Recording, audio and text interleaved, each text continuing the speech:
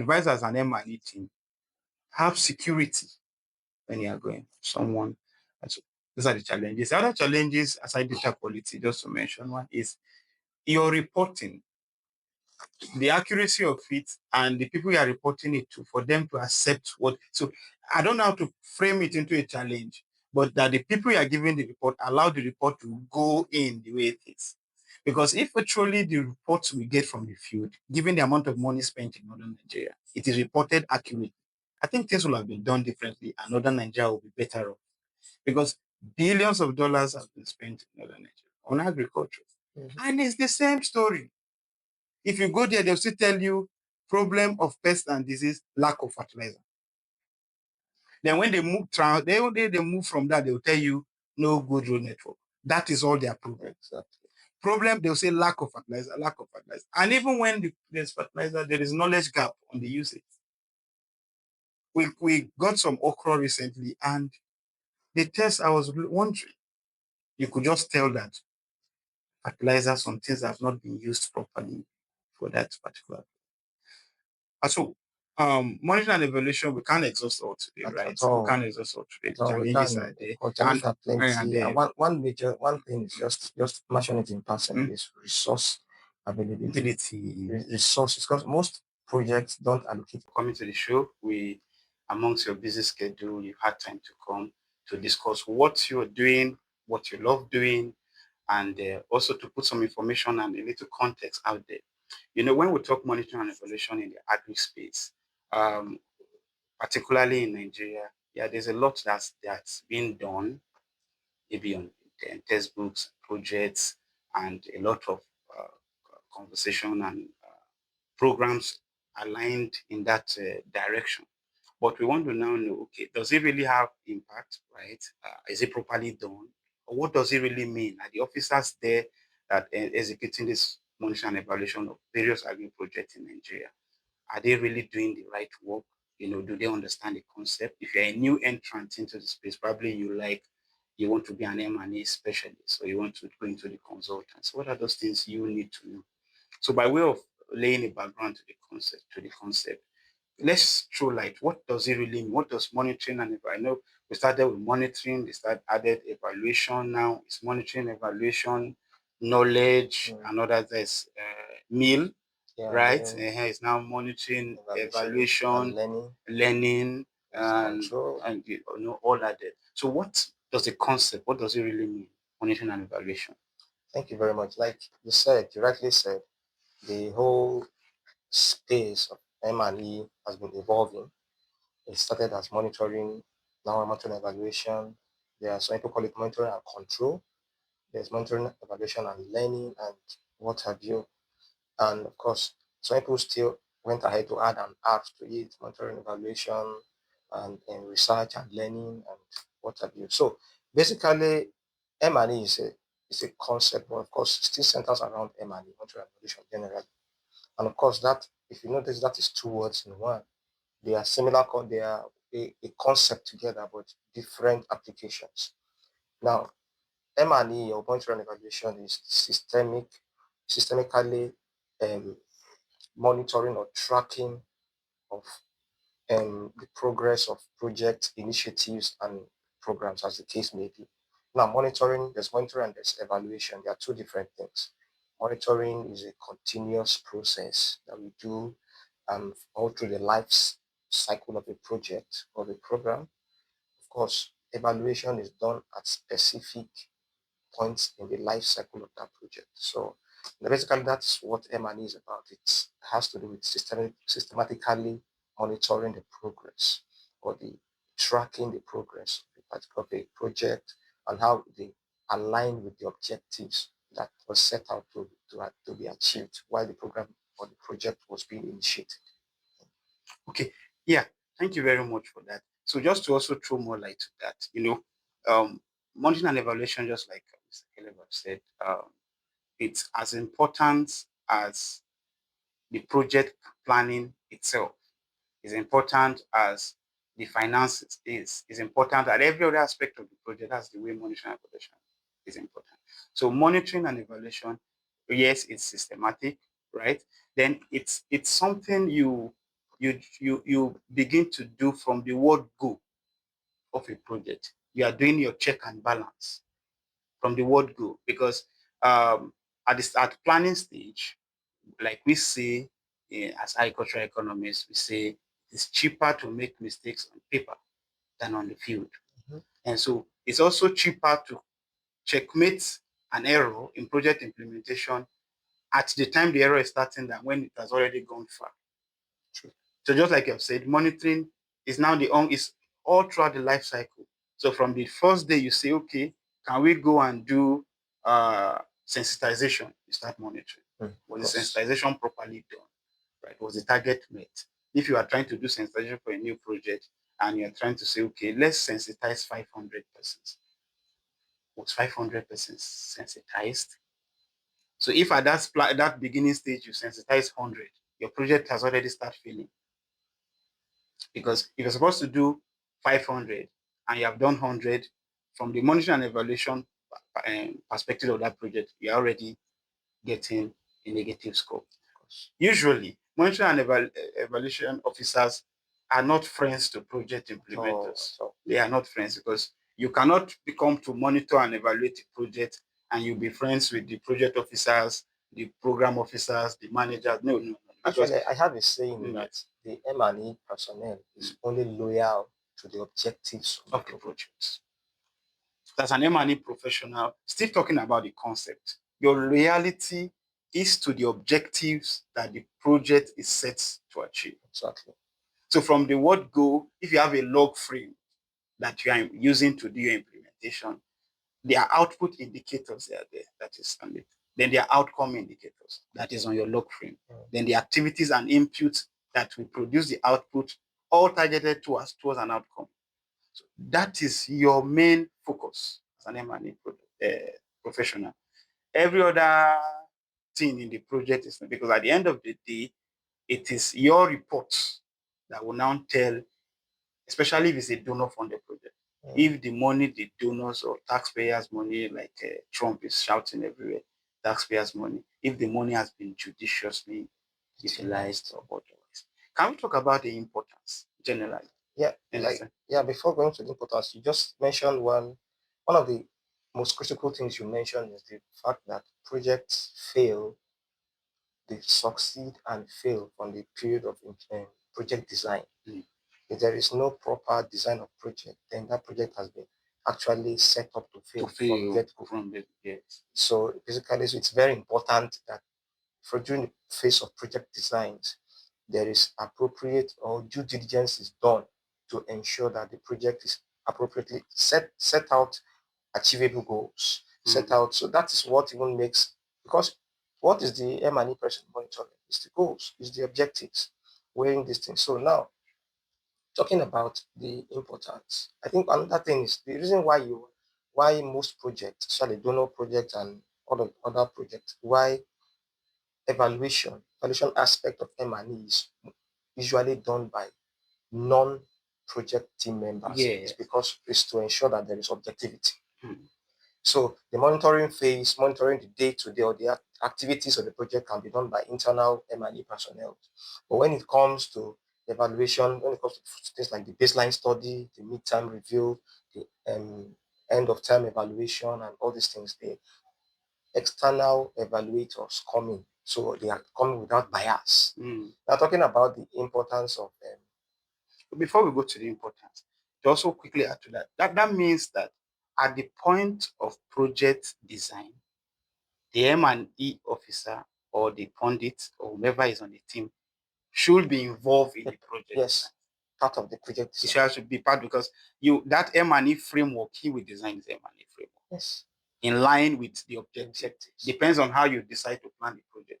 And it is usually wise if you plan log frame sometime from top to bottom. Yeah. What are the outcome you're expecting?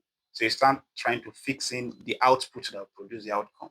You start trying to fix in the activities, the input, and every other things that will come to get that output that will now fill into the outcome and probably the impact at the end of the day too. Of course, in between now, you now have a means of verification. That's where your monitoring and evaluation officer comes in, because he now needs to now say, if this is this, then this target has been met. Then we can go to the next one because it has to be part of it. So sometimes monitoring and evaluation of it goes beyond data analysis. No, It goes beyond going to the field to inspect. exactly. It goes beyond the baseline, end line, midterm review, process review, whatever you're doing. It comes to even project design. That as an M&E pundit, you know how to design project. Now, talking to the agri space to bring it down.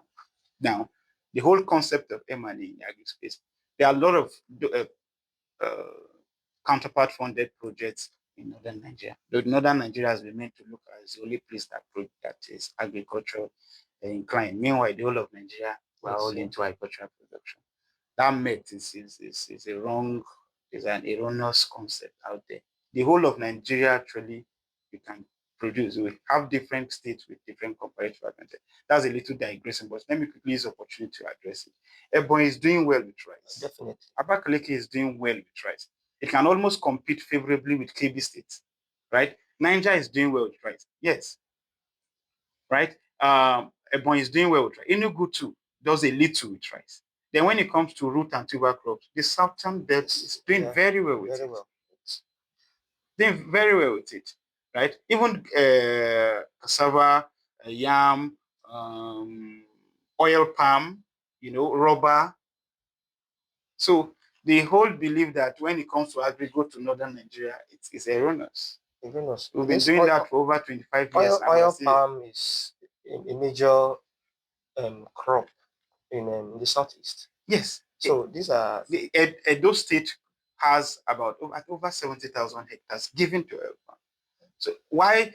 Okay. So now that's just to point to the fact that the whole of Nigeria you can actually do agri space. So let's quickly go back to the crux of the matter. Importance. Why do we do monitoring and evaluation? Why? Why is it important? Okay.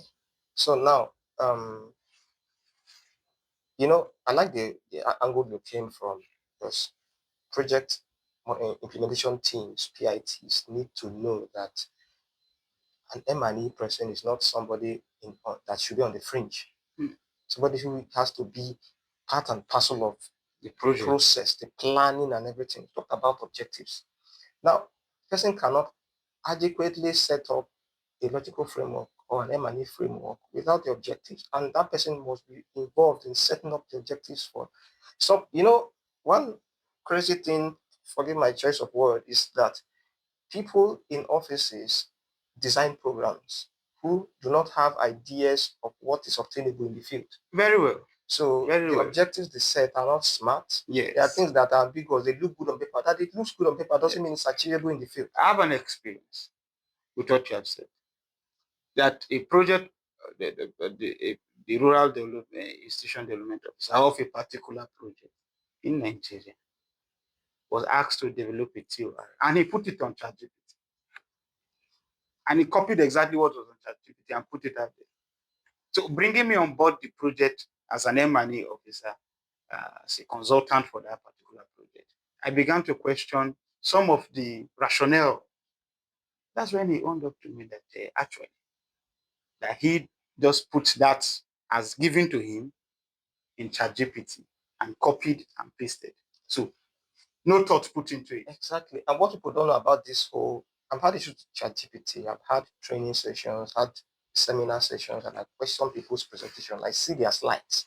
And I said, this is from ChatGPT. Because if you use this, of course, if you're an M&E person, a consultant, a researcher, you go through this thing, you understand how these things work. When you see something that a write-up that is AI generated, you would know. Even without using an AI detector to find, you will know how there is a particular way they frame their writings. And what people don't know is that some of these, if they give you recommendations or they give you objectives, the AI they've been programmed it's not localized. Yeah. They give you things that are not obtainable in the context of our ecosystem. So the discourse is not now tailored to the Nigerian ecosystem. Exactly. So it just, as much as AI has come to stay, use it responsibly. Let it be like form of guide, not the whole thing. Not replacing. Yes. All right, so back to the importance. So importance now, one of the major things that M&E, one of the major purposes of M&E is accountability. Wow. Accountability. enhances accountability. Yeah. Yeah, because, like we said, a donor is, even if it's a grant. Okay, I'm one of the projects that I handled the M&E components was sponsored by the African Development Bank. Now, if that kind of institution through FAPA sponsored it through the African Development Bank, now there's no way they will give out that kind of amount of money, millions of dollars, and you not appropriately track or ensure that there's accountability of resources, that what is meant for what is used for what, because that's what accountability is about. There are many projects, there's what we call commingling of funds. I've had that experience where people, because they have 3, 4, 5 projects at once. Yes. So they use the fund for one project to finance all the other 5 projects. So now they attribute results from this project. Let's say a project is sponsored by maybe the EU, the one is sponsored by maybe Islamic Development Bank. So they are similar projects, especially if they are capacity building projects or whatever, and they are similar projects. Okay, all right, they just choose one, use one resource, attribute the results for all these resources to one. So in other words, you get the financing and the other 4 finances are pocketed. So just attribute, find a way to hook up. Yes, hook up results, and all, which is common sometimes in the space. Yes. So M&E comes into the space. That is a vibrant M&E system or structure ensures that there is accountability. There is the funds are used for what they are meant to be used for. The resources are used for what they are meant to be used for. If you are supposed to train 3,000 youth in urban farming, for example, or hydroponics, you train them on those. On Monday I was handling a session, and I told them that if I am meant to train 30 women in maybe agribusiness or something, and for them to establish, the end goal is for them to establish their business, of course, and to help promote the improve the food security, and of course the economy ultimately of the country. If I end up going to train 30 men as opposed to 30 women, I am off. Yes. The objective of the project is that it has not been achieved at all. It's stated that I should train 30 women, not 30 men. If a project is now said, okay, train 30 youths, 50% must be women. If I treat 40% women, or I have not met that target. So that now, of course, it's possible not to meet the target, but there has to be an explanation why that was not met. In case of those contingencies on the field, exactly. Things that are changing. So accountability, accountability is one of the major reasons why it is important. And of course, like we've mentioned in the adding of other concepts, components in the M&E, talking about learning. Another purpose of M&E is learning. Because like you said, no matter how perfect or how meticulous the project team was during the design, when you get to the field, there's always going to be peculiarities. Yeah, as you go. So you now have to learn to start adapting. Yes, exactly. Yes. So also to add to what you said, so you've mentioned accountability. You've also mentioned learning, right? To add to that, let me say decision making. Yes, because part of what you'll be doing as an M&A consultant or pundit or expert or an officer on a project is you will be dealing with a whole lot of data.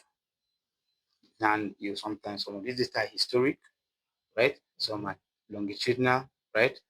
Some are cross-sectionals that are also be collected over time. So those data will help you forge decision. It now helps you make near accurate decisions. Sure.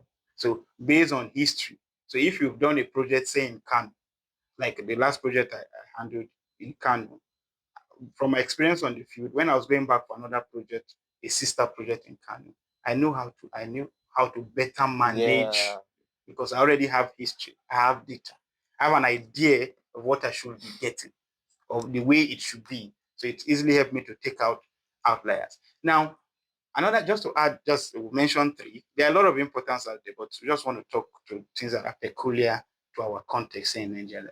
Accountability is a major challenge in Nigeria, right? So M&A comes in. Learning. And so the quotient of trying to learn has really reduced because maybe poverty and a whole lot of things. Then we don't really make decisions from verifiable data. There's a lot of assumptions people make. Meanwhile, if a reputable M&E officer like we are recruited in part of the project. And we can now, based on reliable data, make decisions that can be empirically backed, referenceable, based on history, and will help you. So another thing is M&E help you minimize Mistakes, mistakes, definitely. costly mistakes. So if you are not abreast of what you to do as an M&E, the project will spend a lot of money wasted. So it will be chasing this speed is not an advantage if you're on the wrong track. Exactly. Why would you be running in the wrong direction? So M&E helps you bring you back to the right track so that you are within track. So when do we do M&E? I think we earlier answered that question. Yes. Yeah, M&E, it's the project is starting. Monitoring and evaluation starts. Mhm. It goes on throughout the life cycle of the project. Throughout the life cycle, of course. Like we said earlier, the monitoring component of M&E is Yes, continuous, continuous. continuous Yes. all through the monitor and but the evaluation part. Now, I noticed that there are projects, right, where some projects where people tend to just ignore the importance of um, exercises like baseline study. Mm. Feel like, okay, let's just start. Now, somebody will come out and tell you, share a result with you. The truth is that result will not be a true picture, even if they are correct, of what the The current project. situation Yes. will be. Because if you tell me that, okay, there was the production of maybe rice or sorghum in particular community based on this project is so this. So this project has led to the increase of project. Now, and you did not do a baseline study to tell us what was the baseline before, what was the initial level of, because that's what you measure your result against. Yes. So that is what tells you whether you did well or not. Because it's possible that the project was the people were already producing at that same amount Before you came in. before you came in. So you not just tell us figures that we cannot even measure them against. So the importance. So now, when do we do M&E? It's all through the life phase. Of course, in the middle of the project, there is midterm review, evaluation. Now that also tells you, okay, now we set out to achieve this. These were the objectives. Having gone to the field, if you have a 4-year project, for example, at the end of the second year, you come in, okay, we had these things. What are the what was obtainable on the field? Field. Were these objectives were they really achievable? Were they smart? Okay, do we need to um Retreat. yeah, do we need to retreat the whole project, the objective? Do we need to even solicit for more time? Is this going to be achievable in 2 years? 2 Now, years. these are things that you monitor. Okay, is there something that needs to be Added. rejigged? Yes. Is there a particular role that we need to improve on? So some projects start out without maybe a knowledge management component, for example. Now, at a point, it's okay, actually, there is need for this. Those things come into play. I think so. Now, M&E happens all through the phase. And even when the project closes, that is when you do the end of project evaluation. You have to evaluate what was done in the project throughout the phase of the project.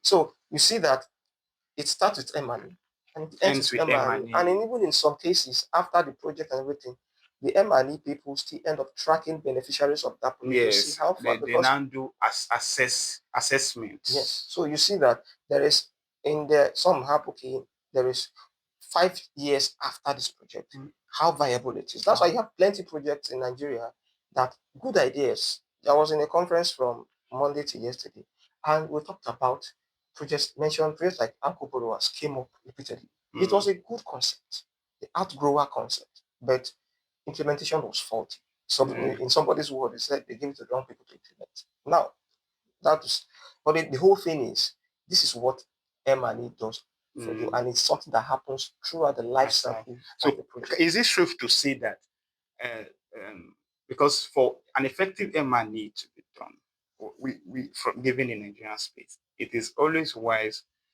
or it is better, not wise, it is better and advisable to have a third party. Let it be an external consultant who is not in the ministry, because our civil servants of today, they are doing their best. They've sustained us to this time, but more can be done. More can be done. Now, to also add to what you have said, M&A is done all through the process, all through the project, from project development, from sourcing of funds, and network part. And what are you doing when you're doing 100? You're doing financial evaluation, you're doing process evaluation. You do the, of course, you do your baseline. You check the technical evaluation, right? You check the goals, your objective. You check, you evaluate to see are we in line. Then you do the end line at the end. What are you monitoring? You're monitoring the activities. So what you really monitor is the activities and the input. So the input, for instance, we want to build a bridge to access a particular farm. So what are the inputs we need? Are the people that will do the procurement, are they bringing it at the right time? They're monitoring. Is it the right money? Has the budget been inflated? Or has it been padded? Right? You are monitoring all this. Was it delivered at the same time? So if it's delivered at the right time, now we can now say, okay, if one of the major challenges we have in projects, maybe that has to do with supply to farmers in Nigeria, is that it gets to the farmer when the farmer is already harvesting. Exactly. So you want to give a farmer fertilizer. You had December, you didn't start anything. You had January, nothing. February, you had March. Then May, immediately you see the first rain. Civil servants will say they were supposed to give farmers this thing or the project. Let me not mention civil servants. Let me say the project. Then you started doing your design planning, looking for it from May. Then before you eventually go through the budgeting process and approval and all, this you are already in August. The farmer is even trying to plant the second one if he has the patience to go into dry season. Otherwise, it's already harvesting. It's marking time. Now the inputs get to the farmers. And that's why the case of Uncle Bora you mentioned comes in. Because once these things gets to the farmer at that time, most time it's not the real farmer, it's a politician or a businessman that is getting this input. And he's going to resell it. And even if it gets to the cases where it gets to the farmer will take it to the input dealer and just sell it because it's completely useless to him. Yeah, this what you mentioned now, that is why the T component, the T part of that SMART objective is important. Time bound. Time bound. So you don't just put objectives out there. When are you supposed to achieve this? And you see, we might not get there today, but in M&E plans, for example, design an M&E plan. That's where you have a part where there are roles and responsibilities. Yes. So who is responsible for what? So who does this? And of course, there are means of verification in your M&E plan, in your M&E framework. How do you verify this, that this person has done what he's supposed to do? And even most times, one of the major things when you say, okay, means of verification, we say reporting. Yeah, reporting. But reporting, what kind of reporting are you bringing? So these are very... And our means of verification should go beyond reporting. Exactly. I did a project in Kaduna one time, and I found myself in a place I would not want to go again because of the security and all. And it was a WASH project by the Ministry of Education. So, but it was it's nomadic education. It was a counterpart funded project with a foundation. I don't want to mention it, a foundation in Kaduna, and Ministry of Education ordered this nomadic education were involved, and we were supposed to provide a wash facility, that is toilets. The toilet there, in all honesty, I took pictures of it, and of course, you know how Nigeria is. At the point of reporting, they will tell you to remove some things, right? Even the person that built that toilet cannot allow his children to use it because you can't even stand inside. It was no roof, no water, but it was built. I wonder what picture they sent to the ministry. And when you look at the budget that was earmarked for it, you'll be wondering. Because when you begin to look at those things, that's why we say get a third party consultant to do this that is independent and not a party consultant. This thing you just said. Last year, I was in Port Harcourt with a senior colleague, a mentor for the training. So I handled the M&E part of the training. I remember during the training, it was for staff of ministries, some ministries, I don't want to mention the ministry. Now, one of the complaints, in fact, we heard it a couple of times. Somebody, about 3 persons, asked me, okay, you have you went to the field, you got a data. This is what you saw in the field. You can see that there is something wrong, like you have a negative report from the field. Yes. Now he said, according to them, the M&E person personnel of that particular program. It's a program that's supposed to last for 5 years, which I think they're in the second or third year, nothing has been done. So he was telling me that when they report these things, the supervisors attack them, scold them, and tell them to remove. How can you submit a negative report? Reports. Now, these are things that are applicable that we see. So that's why that's exactly why the evaluation part is always advisable. Now, it's not written in any book of law that it must be done by a third party, but common sense will tell you, like even best practices will tell you that the best thing to do is have a third party, have a consultancy. Now, even the consultancy this thing we're talking about, at the end, with the kind of system we run in this country, it ends up being you have to know somebody in the project before you can get a consultancy. So it's not, you're not even getting it based on merit. You get, so these are. But it's very important that we look at that merits are given when it comes to. So the importance, it cannot be overemphasized. It has to be done and done rightly. So to wrap up, let's quickly talk a little about the challenges. Just like a recap, we've talked about the concept, we talked about the importance, we talked about when is the right time, and a little of the types. So now let's talk about briefly the challenges that are peculiar to Nigeria before we wrap up the show. I will want you viewers out there to look out for. I did promise I was going to do a session on contract farming. So for those who want to come into agribusiness and you say, I know fi carry who. Now, if you're not a Nigerian, what that means is our local language of saying, I cannot go to the farm. It's too dirty and all. You can go into contract farming arrangement or an off-taker arrangement. So there's a session I would do that. Look out for that. It's going to be interesting and very informative.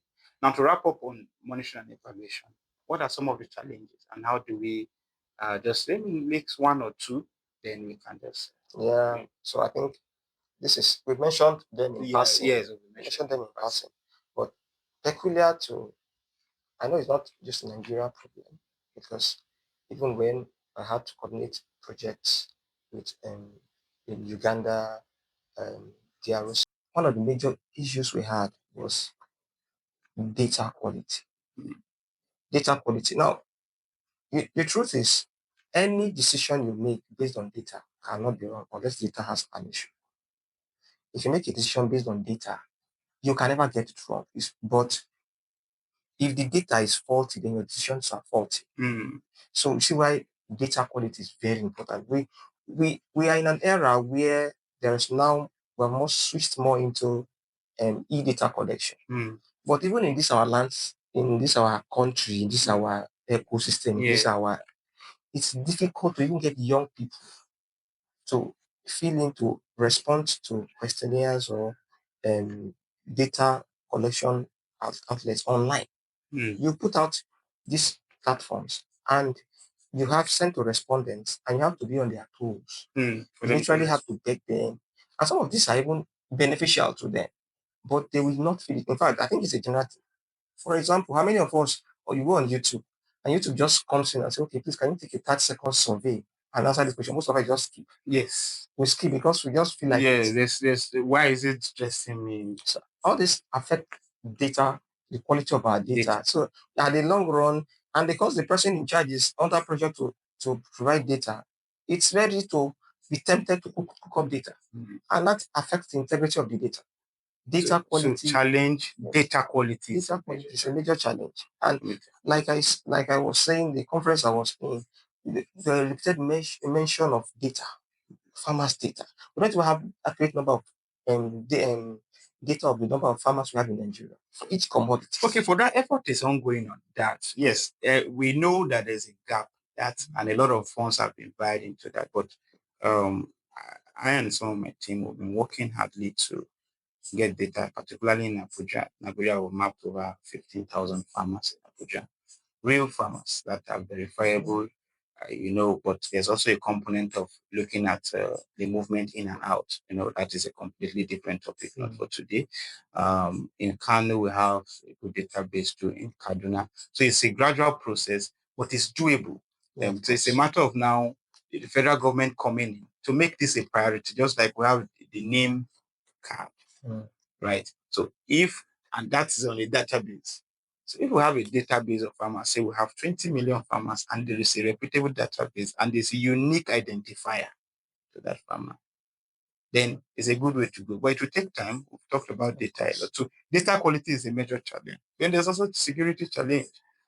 Yes, security challenge, depending on where you're doing your M&E, particularly if you are someone like me that is interested in making sure that if they say visit 7 locations, you visit 7 locations. Risk of security everywhere, not just Nigeria. Everywhere. Yeah. Say, well, even if you're in the US, security, because sometimes where you're going to evaluate a project, maybe maybe in a village setting or somewhere that is not that occupied with people. And Actually, I have an experience with that. Sometimes in 2022 or 2023, I was part of a team. We went to Kobe State, went to monitor some data quality and monitoring even in some local governments in Kobe State. Now we got a particular local government, I don't want to mention it, and the bridge was done by this bamboo. Yes, that's what they used to do the bridge. Even in the car when we're going, we're like, because I'm like, this thing can fall. Yes. And that's not just the height of it. We got there and we decided to get something to eat because they told us where we're going was still about 3 hours from where we were inside bush. And the boys, youth came from nowhere, started attacking us. Why? Because they saw a vehicle that looked like a government vehicle. And according to them, they are not, the government does not have their interest at heart. Okay, so that is very common. It's even in Kano, when I was in Kano to do a project just recently, I was attacked by some people and they wanted to collect my phone. So we get that a lot sometimes. We get those things. So security is very important. So you advise as an M&E team, have security when you are going someone. So those are the challenges. The other challenges aside data quality, just to mention one, is your reporting, the accuracy of it, and the people you are reporting it to, for them to accept what. So I don't know how to frame it into a challenge, but that the people you are giving the report allow the report to go in the way it is. Because if actually the reports we get from the field, given the amount of money spent in northern Nigeria, it is reported accurately, I think things will have been done differently and northern Nigeria will be better off. Because billions of dollars have been spent in northern Nigeria on agriculture. And it's the same story. If you go there, they'll still tell you problem of pest and disease, lack of fertilizer. Then when they move they move from that, they'll tell you no good road network. That is all their problem. Exactly. Problem, they'll say lack of fertilizer, lack of fertilizer. And even when there's fertilizer, there is knowledge gap on the usage. We got some okra recently, and the test, I was wondering, you could just tell that fertilizer, some things have not been used properly for that particular. So, monitoring and evaluation, we can't exhaust all today, right? We can't exhaust all today. The challenges are there. Challenges are plenty. And one thing is just mention it in passing is resource availability. Resources, because most projects don't allocate enough resources to M&E. Yeah. Yes. It's not just to go and collect data. Yes. M&E is not just to go and collect data. Yeah, they feel it's just to go and, so money is not really bad for it. And talking about data, there's a lot of different kind of data we collect. Some data that are cross-sectional. There are some data that are institutional. Administrative data. Those data, it's not easy to get. So it's not just designing a questionnaire. When you try to get administrative data and institutional data that we are reporting about an institution, it is very difficult to get this kind of data, particularly in Nigeria. So the M&A is not just going to it's going to shop for the data in the supermarket. A lot of process will go into it. Thank you very much for coming to the show today. Thank you.